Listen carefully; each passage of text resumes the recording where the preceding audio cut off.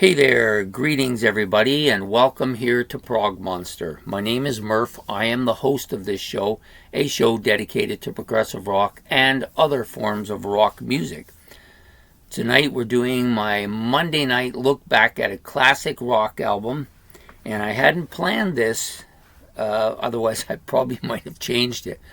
It's just unfortunate, but my series came out and this album was going to be number 4 in the series, and it was also scheduled to be on my Monday night look back at a classic rock album. And guess what? It ended up being both on the same day. So this morning, if you watched it, you saw a preview of this album, and now you're seeing a cover. Now you're seeing the Monday night look back at a classic rock version of the same album. That wasn't planned, but that's just the way it worked out, because the Knack were in the 4th place, whereas if they'd been where they originally were, which in the 5th place, they would have come out yesterday and then came out today.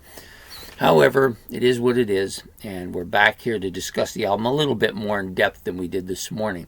So this is the Knack's debut album, Get the Knack, which came out in, sorry, I'm just going to bring my notes up top so I can read them. This was released on June the 11th, 1979. I actually kind of remember that because I got it the same day. I got it in vinyl, and then the next day I went back and I bought the 8-track because I had an 8-track player, and I was walking around with my friends, like being cool and playing this album like at high volume, but those 8-tracks don't really cut it because halfway through the song it just cuts out and it comes back on the second track. Kind of stupid, actually. But anyways, I remember that day like it wasn't too long ago, but it's, of course, now it's 44 years ago. But such a great debut album. I think it's one of the best debut albums out there, for sure. Deserves all the kudos for. If for nothing else, the energy level was really high on this album. So this album's about 41 minutes long, on the Capitol record label. I guess that's why they were compared to the Beatles. I never could understand that, because they didn't really sound anything alike, and they don't dress alike. They weren't really alike except for they were on the Capitol label. That's it. Produced by Mike Chapman, of course. So this features Doug Fieger on lead vocals and rhythm guitar, Burton Avery on lead guitar, Preston Niles on bass, and Bruce Gary, yes, the legendary Bruce Gary, on drums. So this is a fantastic album, one of the best albums of that time period. Still holds up very well, too. It still has a lot of energy, a lot of driving energy, I think. I like all the tracks, too, like very few tracks. Like there's none on here except for maybe Tonight. That might be the only one that I really don't care too much for. The rest of them I love. The bookends, Let Me Out and Frustrated, top of the shelf. Sorry, I'm really tired again. Anyways, yeah, both of them really crashing, banging power pop songs, right? I love the raw energy that comes out of these two tracks. Then you got Your Number or Your Name. Now that is a song that I've always liked that song a lot. And initially it was one of my favorites on the album. Then it went through a kind of a dead period. Now it's kind of rekindling me. I've been singing it all day since I knew I was going to be doing this album. Now, O Tara, another one that I like a lot too. When I got the album the first day I was listening to it, I played that track about 4 times. That's how much I like that track. She's So Selfish, probably my favorite track on this album. Probably has always been my favorite track on this album. It's just so raunchy and heavy for a pop song. And, of course, the lyrics are kind of a bit on the nasty side, too. Maybe Tonight, that's the one track I don't really care for. The other hit on the album, Good Girls Don't, it's a good song. Hasn't really stood the test of time very well, I don't think. Most people don't even know about it, but it was a hit. Did make the charts.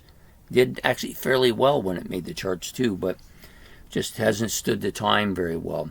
And we get to My Sharona, of course. Everybody knows this song. It was an instant massive hit.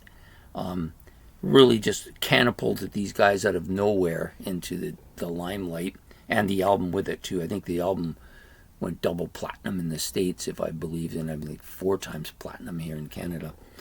Yeah, such a great tune. That iconic drum beat on this song, probably one of the most memorable things the band ever did. Everybody knows that beat. They hear that beat, they know what's coming, right? And this song has one of the best guitar solo parts on it too. I said this morning when I was doing it, but I always kind of hate the fact that some of these shows and some of the radio stations used to cut the guitar solo. Come on, man, that's the best part of the album, the best part of the song. Heartbeat, that's another song. That's the other song on the album other than Maybe Tonight. Those are the 2 ones that not that great. I don't really like those either of those songs a lot. I don't hate them though. Siamese Twins, The Monkey and Me, love it. Great tune. Lucinda's the other kind of female song on the album. So you got Otar, which is kind of a heavy grinding song. You got My Sharona's high energy, and then you got Lucinda's kind of the low end, the quieter, the more almost ballad-like song. But it's not a ballad, but it's the closest to the 3 of being a ballad. That's What the Little Girls Do. Kind of a cool song. I don't mind that one. And then of course you end it off again with Frustrated, which is to me just such high energy. They're such a good band.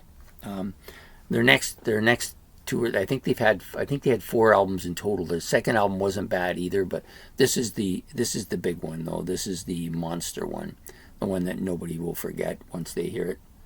Lots of energy.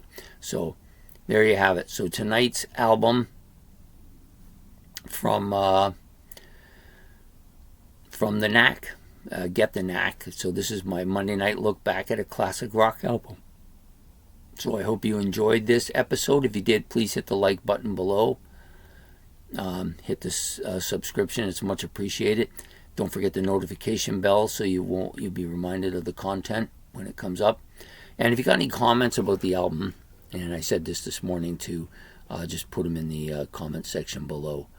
I know a lot of people kind of say, hey, he did the same album twice, but that's just the way it worked out. It wasn't really a plan, but once I did the album for this morning, I thought, oh my God, I got to do this album for the Monday Night Look Back too. So just unfortunately it came out on the same day, but either way, an album that deserves a lot of attention. So I'm happy to do it. And if you got, like I said, if you got any comments about the album or about the group or anything about it that you want to mention, please put them in the comment section below.